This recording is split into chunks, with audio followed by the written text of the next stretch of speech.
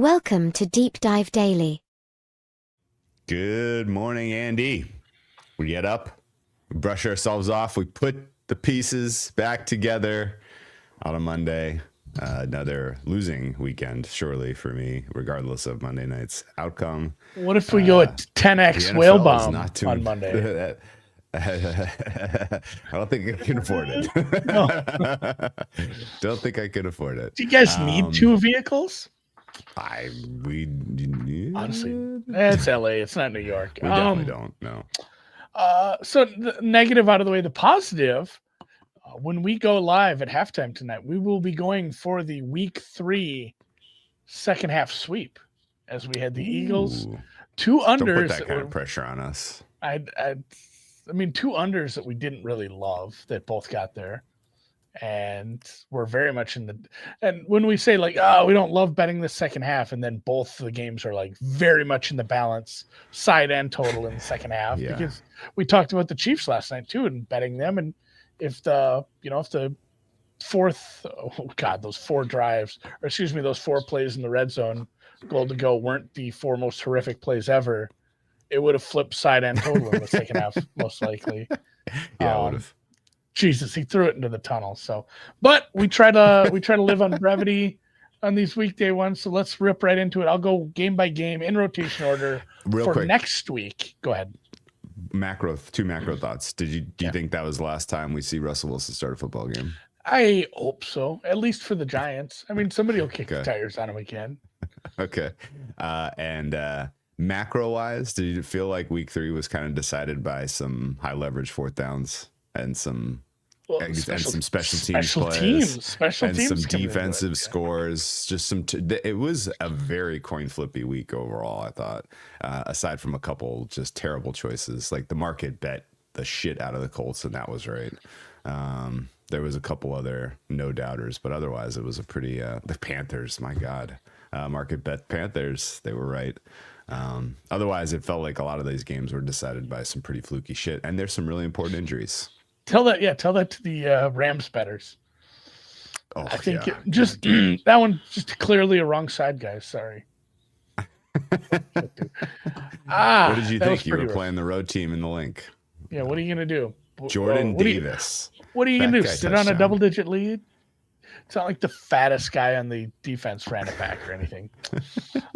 He could have just kneeled. All right. My quick macro thought was there's been a bunch of quarterback injuries and uncertainties, and apparently the report is no one has called about Kirk Cousins, which is kind of damning and interesting.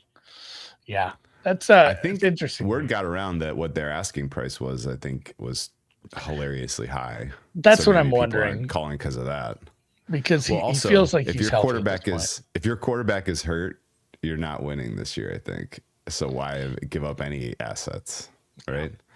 Unless you're the Minnesota Vikings and your 2 through 53 is so good that it doesn't matter who the quarterback is. It could just be Carson Wentz. All right, let's go through Thursday. You got anything big injury wise on Seattle? Arizona. Thursday night game, Seattle, Arizona. The look ahead here was Arizona -2.5, reopens down at -1. Total remains unchanged at 44. The big injury between the two games was obviously the James Conner injury. He is having ankle surgery, is out indefinitely. Keep an eye on Witherspoon for Seattle. He didn't suit up. Neither did Julian Love, the safety. Nick Emmanwori, obviously, and then Zach Charbonnet. Kind of injuries to monitor in the short to medium term for that team. But yeah, Arizona down there. Good running back at this point. Opens a little lower. I think some of that is probably on the strength of what we saw from a pretty decent outing from Darnold. Thoughts quick? Yes. Yeah. I mean, I completely agree. This line says Seattle's a little bit better than Arizona. My numbers say they're a lot better than Arizona. Until Arizona has full strength defensively, I don't think you can really put them in the same class as Seattle, who I think very clearly has a top 5 D. Yeah, we'll get to the Niners. I have some thoughts there too. Dublin tomorrow this week. early game, we do get a very extended slate of football as we have the double Monday Night Football and the early Dublin game. Minnesota is at Pittsburgh. This look ahead was Pittsburgh minus 1.5, 2.5. It did flip to Vikes immediately when it opened. BetOnline actually opened Steelers -1 at the cold low limit there, and I got flipped pretty hard. Totals up slightly as well. That one reopened at 41. Javon Hargrave was injured and left the game for the Vikings, but they said he could have played if it wouldn't have been in Laffer. Darius Slay was shaken up for the Steelers. He did leave again later after he tried to get back in with trainers. Lower injury on his right leg. And then Jordan Addison, not injured, but he has served his 3 games, and he will be returning for the Vikings, I would assume, this week. Vikings presumably get a full set of snaps out of Darisaw in this one. Yeah. I think you probably see that for him and Andrew Thomas, where there's less of the rotation stuff. Okay. For your star tackles that were coming back this week. Philly at Tampa. This was Philly -3, reopens the same. Total the same. Not much movement there. Lane Johnson with the neck injury. Keep an eye on that. Sounded like they were downplaying it, but obviously he matters a ton. Adoree Jackson, groin injury. Darius Cooper, depth wide receiver, at his shoulder. The Bucks had the big injury with Mike Evans and the hamstring. I'm leaning out because it's a hamstring, and they said imaging. That feels like at least a week or two. Godwin felt close to returning. Hamstrings, it's weird. It can be a week or two. It can be 6. It's very, very wide ranging for the outcomes there. Godwin felt close, so maybe he's back and that helps. Christian Etienne. What about Wirfs? Sat out the second half. Logan Hall left in the second quarter, which is bad because they're already missing a piece up front. Wirfs, I think, is probably close. I'm going to put it leaning in towards for this next one here. He's been ramping up. They didn't put either of those guys on IR, which could either mean they just really wanted them at practice, or they thought that they had a decent chance to play in the first 4 games. Well, if you're keeping track, next week would be the 4th game. So, yeah, I think having both guys is sort of 50-50 makes sense.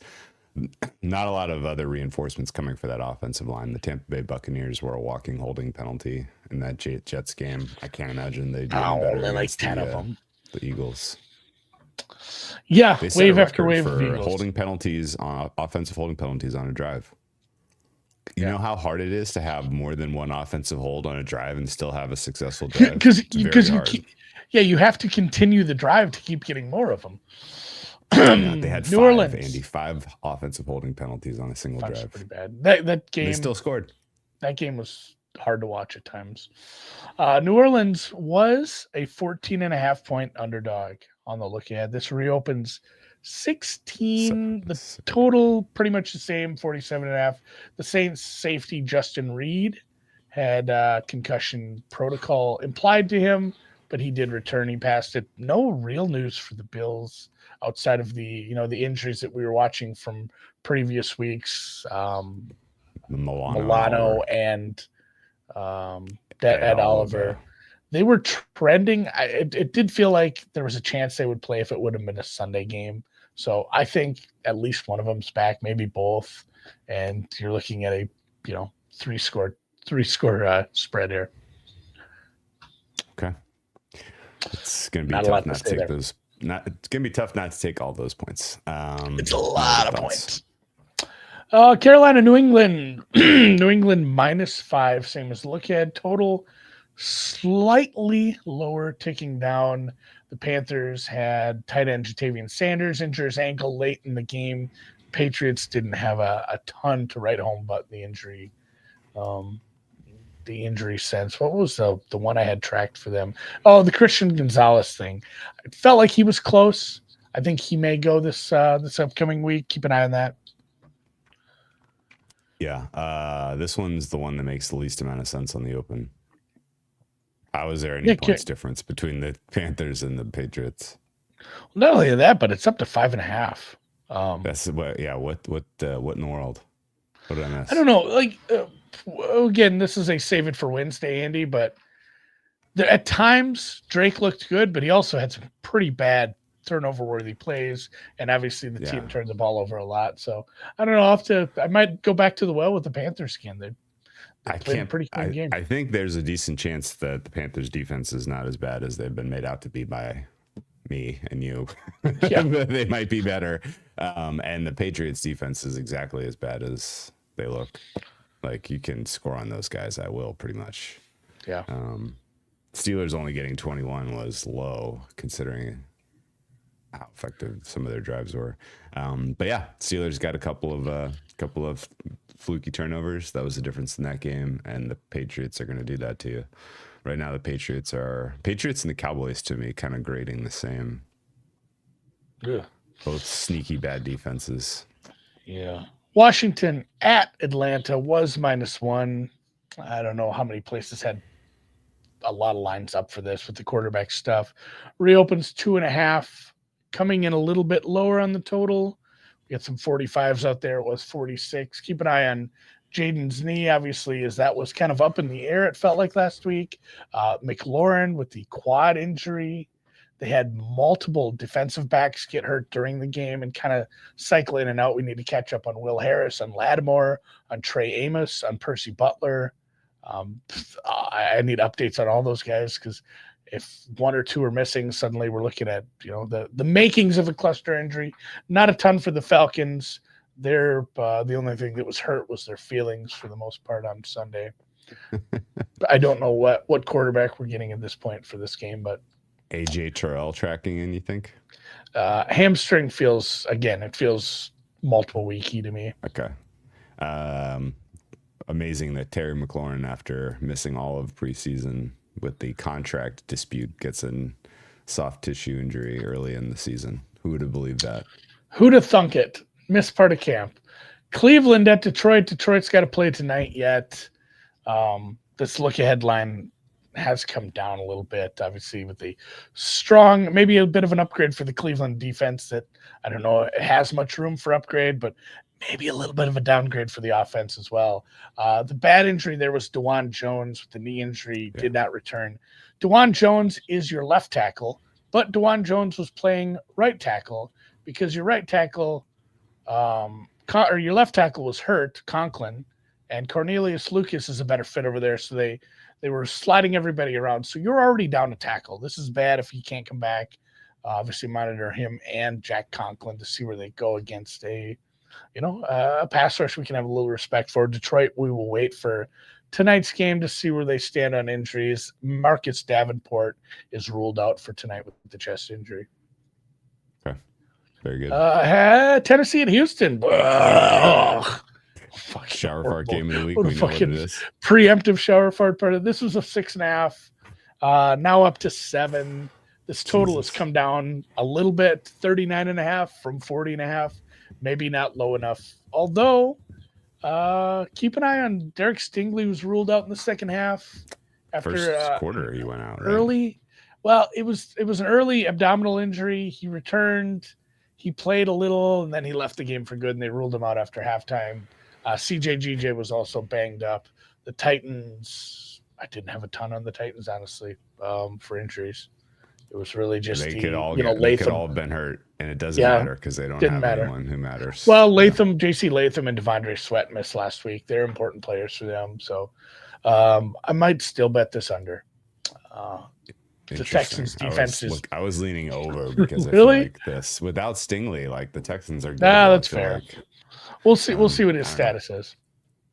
All right. Chargers. No opinion, really. Chargers take on the Giants. This is up to 6.5 from a 5.5 on the look ahead. Total was 45.5. Samesies. Obviously, the Najee Harris blew up his Achilles. He's done. Mekhi Becton in concussion protocol after a blow to the head. I guess I didn't actually see the play. I just saw that he was out. And right tackle Trey Pipkins also had a foot or ankle injury. He was getting worked on throughout the game. That would be bad, as they've already been down an offensive lineman for the year. Tyrone Tracy left for the Giants with a shoulder injury. He was ruled out pretty quick. The kicker, Graham Gano, has a groin injury that looked very painful when they made him kick a short field goal. He looked very much in pain. And then Andrew Thomas did play. He was in for the first 26 snaps, before he was rotated out. That was always the plan, according to Dable. Feels like they'll probably ramp him up and he'll play more. Oof. I don't know. I'm not super excited about this game.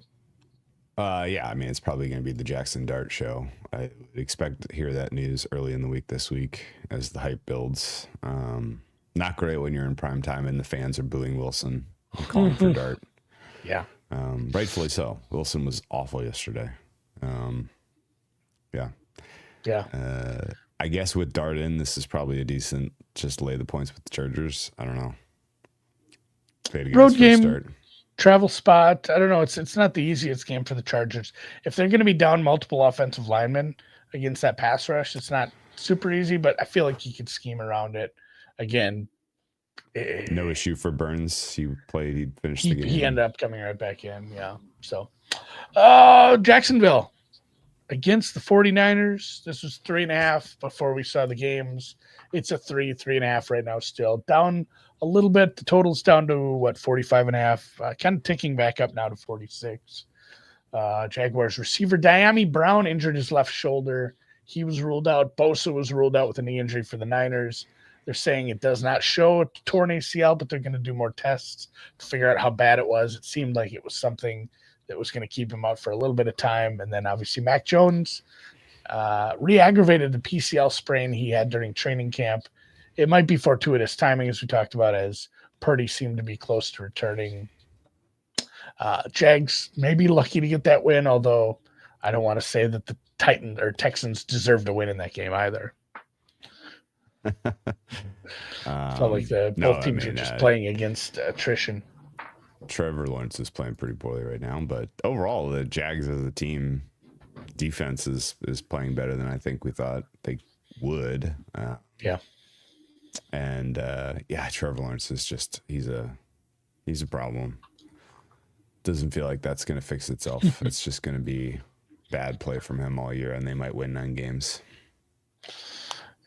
Because it's the South. Speaking of your South leading Indianapolis Colts, they'll head to SoFi to take on the Rams. This was 3.5. It's still 3.5, but the total is up a couple of points on reopen. That was a 46.5. It's all the way up to 49. It's been bet up a little bit already off the 48.5 we saw at some spots. Colts wide receiver Alex Turf bounced his Pierce off the turf. Alec Pierce is injured. He hurt his head, concussion. He was ruled out. Travarius Ward, he had the concussion. He came back and he was hurt late in the game. Still want an update on that. Kenny Moore as well. He was ruled out with a injured calf late in the game. Didn't have much on the Rams for injuries. Obviously, keep an eye on the possible return someday of Steve Avila with his ankle injury.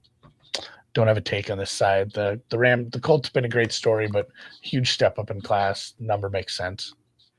Yeah. Okay. Colts, by the way, Daniel Jones leading right now in total EPA generated among all players in the NFL. How is that? How about that? How about them? Because he got to play the Dolphins defense and the Titans. It does help. It does help to play some bad teams, although it's looked pretty good. Speaking of playing a bad team, Chicago coming off their win at Vegas. Vegas was 2.5 in the look at, down to -1. Total remains total reopened similarly, but has been bet up to 48.5 now. Colston Loveland was hurt, the tight end for the Bears. Obviously, Kyler Gordon and TJ Edwards missed the game. Jalen Johnson missing long term now that he's IR'd. Michael Mayer for the Raiders left with concussion.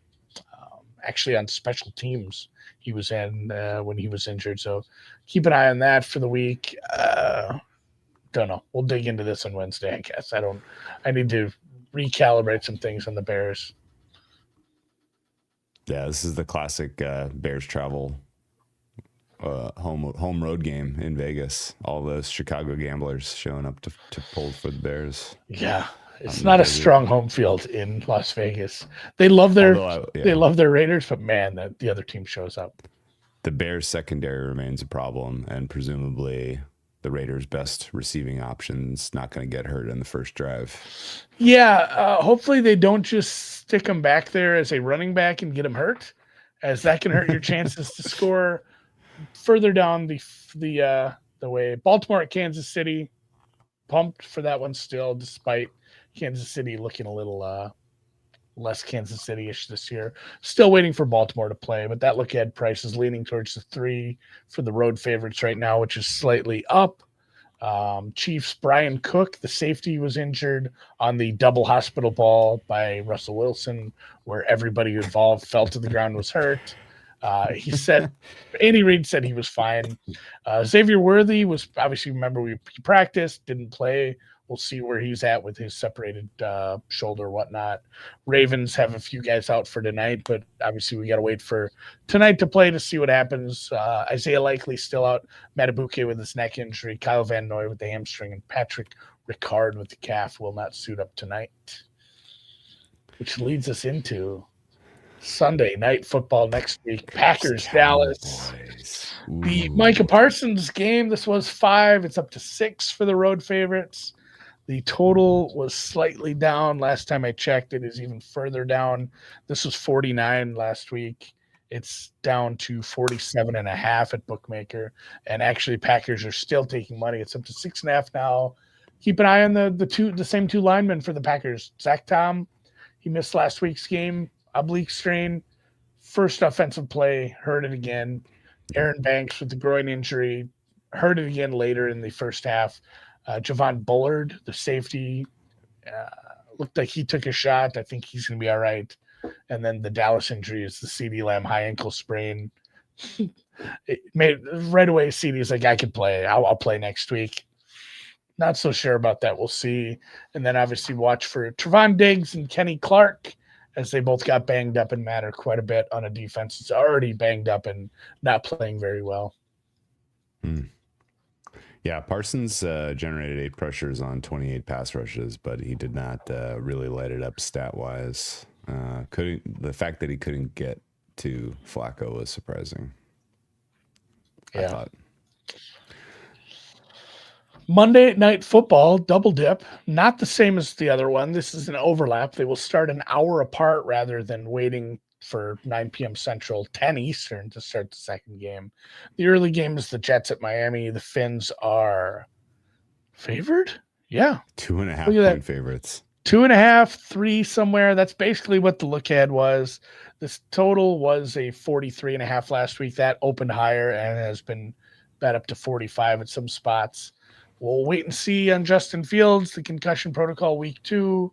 Obviously, that matters quite a bit for how they're going to want to run the offense. Sauce Gardner evaluated for a head injury, but passed the concussion protocol. Quincy Williams, the other Williams, injured his shoulder and did not return for the Jets.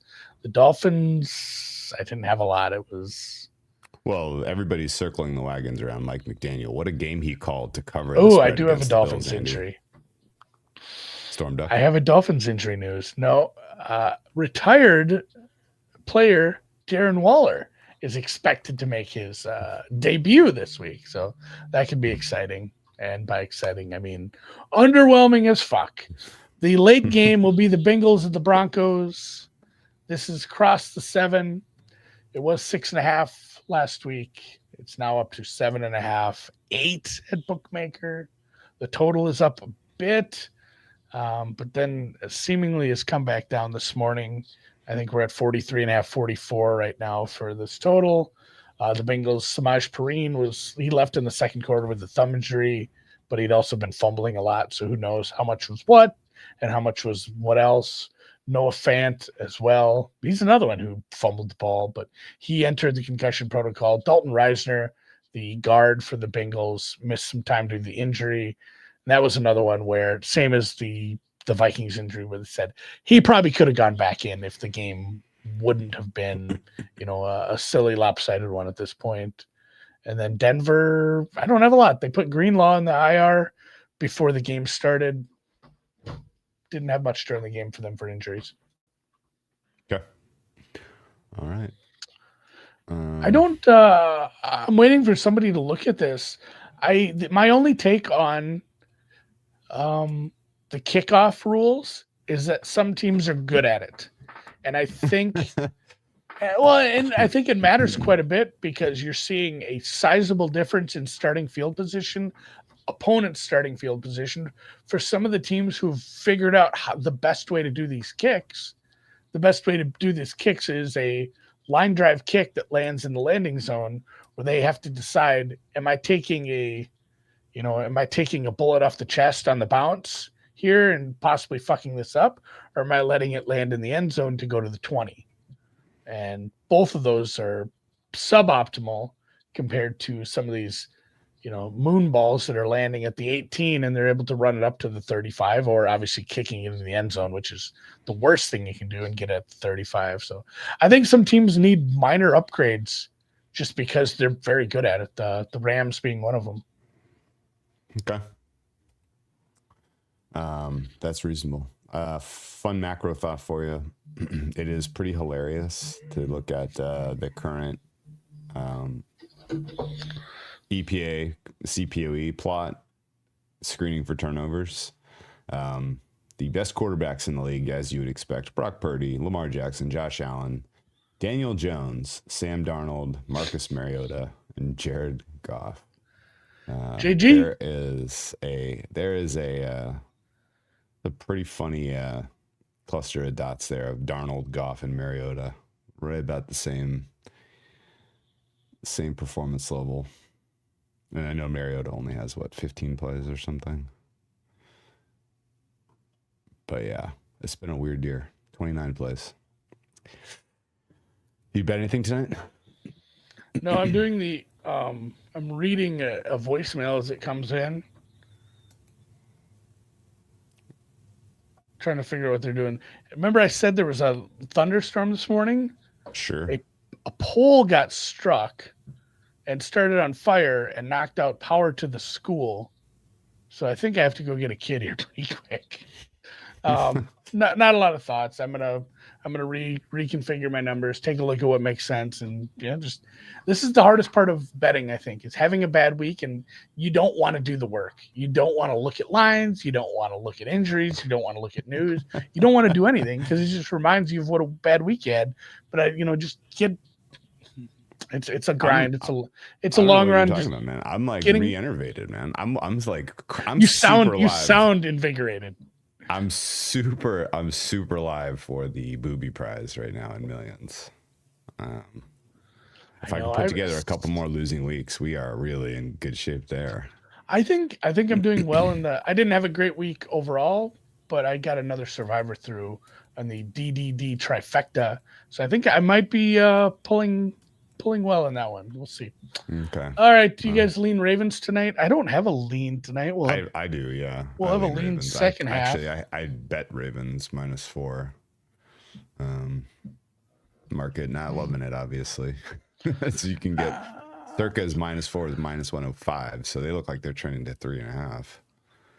I'm tempted by this under. I mean, as we've seen, it just takes a lot has to go right to score 55 points. Like the Bears Cowboys game, a prime example. There can be a lot of offense, and it just takes a little fuck up here and a little fuck up there. But at the same time, these are some defenses we saw give up some gobs of yards at times. So I'm probably steering away. I'm going to look for some props. I might just pull up the damn prop machine, the 4-for-4 thing, and bet like 15 unders. So here's the thing about here's the thing about betting those. If you bet unders, if you bet one under, you know exactly what you bet. And every time you see that guy get the ball, or if it's a receiver, you just know it's going to him, even though you can't see him. And it drives you nuts. It ruins the game experience for you. But if you bet like 15 unders, you can't remember them all. And then it's just out of your mind. And then you go back and check, and lo and behold, I went 11-4. Good for me. Laid some juice. Made some units. Like that's the only way to bet unders is to bet them en masse so it doesn't ruin the game for you, especially when it's a standalone. You're going to be watching every second of this. So we'll catch you at halftime. Peace, love, and chicken grease. Love, peace, and chicken grease. Anything else, Drew? No, all good. All right. See you tonight.